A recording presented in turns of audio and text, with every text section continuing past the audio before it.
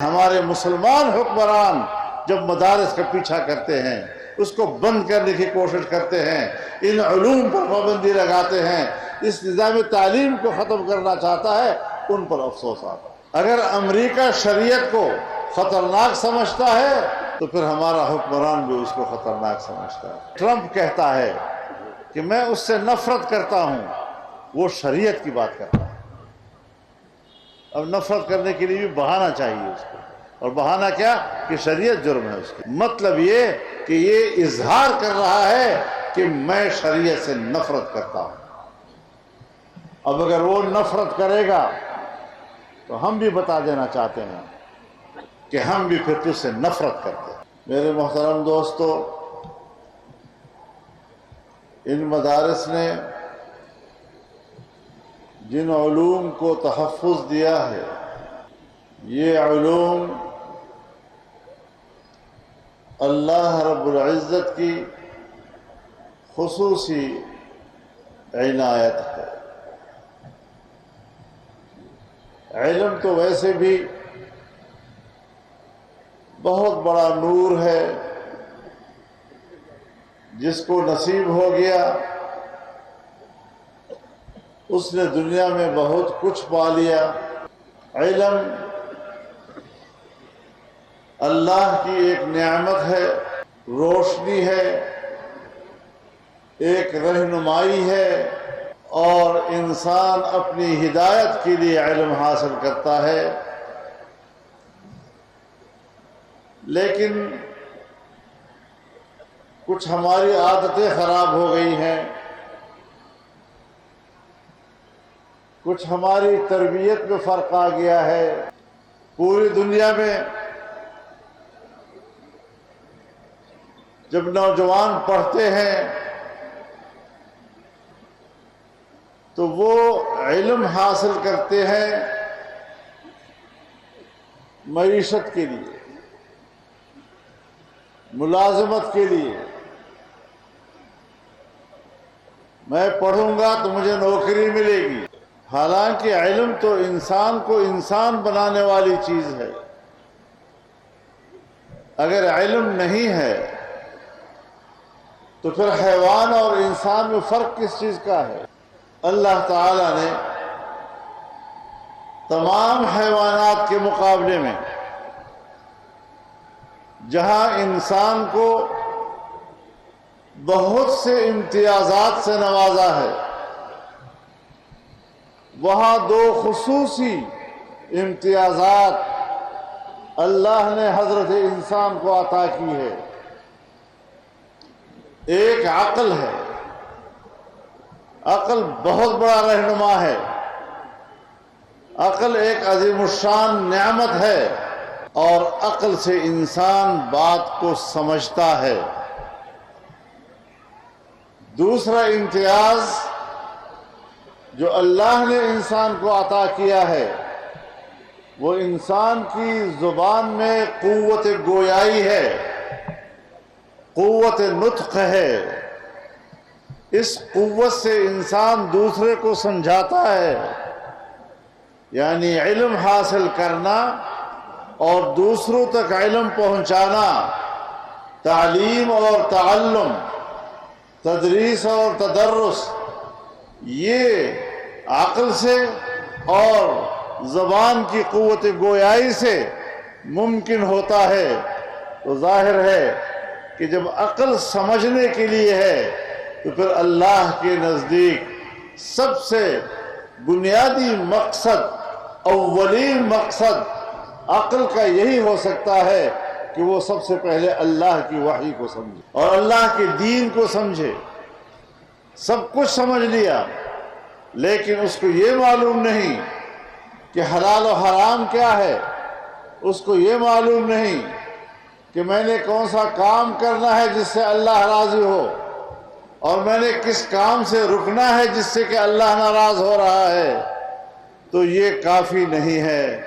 یہ تو صرف جیسے ہم محض روزی کمانے کے لیے علم حاصل کر رہے ہیں اور دنیا میں ہدایت پانا جو ہے، یہ ہمارا مقصد نہیں ہے۔ تو میرے محترم دوستو، جو علوم آپ حاصل کر رہے ہیں انہی علوم کے بارے میں اللہ رب العزت نے فرمایا الیوم اکملت لکم دینکم، آج میں نے تمہارے لیے تمہارا دین مکمل کر دیا ہے، واتممت علیکم نعمتی، اور اپنی نعمت تم پر تمام کر دی ہے، ورضیت لکم الاسلام دینا، اور اسلام کو بطور نظام حیات کے تمہارے لیے پسند کر دیا ہے۔ اب ایک اکمال دین ہے کہ دین مکمل اور کامل ہے، یہ باعتبار تعلیمات و احکامات کے ہے۔ اللہ نے جو رہنمائی آپ کو جس محاذ پر دے دی تھی وہ وحی کے ذریعے آپ کو مکمل کر کے دے دی ہے۔ اب آپ نے آگے عقل کے ذریعے سے اسی وحی کی روشنی میں آگے بڑھنا ہے۔ اگر وحی کی روشنی ہے تو عقل کام کرے گا، ورنہ عقل کام نہیں کرتا۔ انسان کی آنکھیں ہیں، آنکھوں کی بینائی ہے، بینائی بالکل ٹھیک ٹھاک ہے، لیکن جب تک خارجی روشنی اس کو مہیا نہیں ہے، آپ اندھیرے میں، بند کمرے میں، جہاں کسی قسم کی روشنی نہ ہو، بینائی مکمل ہے لیکن اس کے باوجود آپ دیکھ نہیں پا رہے۔ تو اسی طرح عقل کو جب تک وحی کی رہنمائی حاصل نہیں ہے، عقل اندھا ہے، عقل راستہ نہیں پا سکتی۔ وَأَتْمَمْتُ عَلَيْكُمْ نِعْمَتِي، اور میں نے تم پر اپنی نعمت تمام کر دی۔ ہمارے اکابر علماء کرام فرماتے ہیں کہ مکمل دین احکامات و تعلیمات کی بنیاد پر ہے، لیکن اتمام نعمت اور مکمل نعمت اور تمام نعمت یہ اس مکمل دین کی حاکمیت اور اقتدار کی صورت میں۔ اس نعمت کو حاصل کرنا ہے تو چھوٹی موٹی رہنمائی تو ہر جگہ مل جاتی ہے۔ آپ اس سے نماز کا طریقہ بھی سیکھ لیتے ہیں، روزے کے احکامات بھی سیکھ لیتے ہیں، زکوٰۃ کا احکامات بھی سیکھ لیتے ہیں، حج پہ جانے کا طریقہ بھی سیکھ لیتے ہیں، لیکن سب سے بنیادی چیز کہ اللہ کا دین حاکم ہو جائے، اللہ کے دین کا اقتدار آ جائے، اس کی حاکمیت آ جائے، اس صورت میں یہ ایک تمام نعمت ہے۔ چنانچہ علماء فرماتے ہیں کہ جب حضرت یعقوب علیہ السلام کے پاس حضرت یوسف علیہ السلام کی قمیص لائی گئی اور آپ کے چہرے مبارک پہ ڈالی گئی، فرتد بصیرہ، تو آپ کی بینائی لوٹ آئی اور آپ دیکھنے لگ گئے۔ تو پوچھا یوسف کو کہاں چھوڑ آئے ہو؟ تو اس نے کہا ملک مصر، وہ تو مصر کا بادشاہ بن گیا۔ اندازہ تو تھا، خوابوں کے حوالے سے تو حضرت یعقوب کو بھی اندازہ تھا کہ بالآخر بننا اس نے بادشاہ ہی ہے۔ جب اس کو بتایا گیا کہ ملک مصر، وہ مصر کا بادشاہ بن گیا ہے، تو پوچھتے ہیں علی ای دین ترکتہ، آپ نے کس دین پر ان کو چھوڑا ہے؟ تو وہ جواب دیتا ہے ترکتہ علی دین الاسلام، میں نے دین اسلام کو قائم کرتے ہوئے ان کو چھوڑا ہے۔ تو حضرت یعقوب علیہ السلام فرماتے ہیں الآن تمت النعمہ، اب نعمت تمام۔ آج مشکل یہ ہے کہ اس علم کے راستے روکے جا رہے ہیں۔ علم تو سارا کا سارا ہے، وعلم آدم الاسماء کلہا، سب چیزوں کا علم حضرت آدم کو دے دیا گیا۔ کائنات کی ساری چیزیں، نئی تحقیق و انکشاف، نئے ایجادات، نئی ٹیکنالوجی، نئی سائنس، یہ سب علم ہے اور ترقی کر رہی ہے، لیکن ایک وہ علم خاص جو صرف مسلمانوں کے لیے امتیاز ہے، وہ ہے الرحمن علم القرآن، وہ رحمان کی جس نے لوگوں کو قرآن کا علم دیا ہے۔ آپ اس خصوصیت کے حامل ہیں، آپ کو اللہ تعالیٰ نے وہ خصوصی علم عطا کیا ہے، اور یہ خصوصی علم یہ ہمارے ان دینی مدارس میں نوجوانوں کو اور نئی نسلوں کو دیا جاتا ہے۔ اور مجھے حیرت اس بات پر ہے کہ اگر مغربی دنیا، مغربی تہذیب، غیر مسلم دنیا وہ دین اسلام کے ان علوم کا راستہ روکے، سمجھ میں آتی ہے بات، لیکن ہمارے مسلمان حکمران جب مدارس کا پیچھا کرتے ہیں، اس کو بند کرنے کی کوشش کرتے ہیں، ان علوم پر پابندی لگاتے ہیں، اس نظام تعلیم کو ختم کرنا چاہتا ہے، ان پر افسوس آتا ہے۔ یعنی امریکہ جس چیز کو خطرناک سمجھے، ہمارا حکمران اس کو خطرناک سمجھتا ہے۔ اگر امریکہ شریعت کو خطرناک سمجھتا ہے تو پھر ہمارا حکمران بھی اس کو خطرناک سمجھتا ہے۔ اب آپ مجھے بتائیں،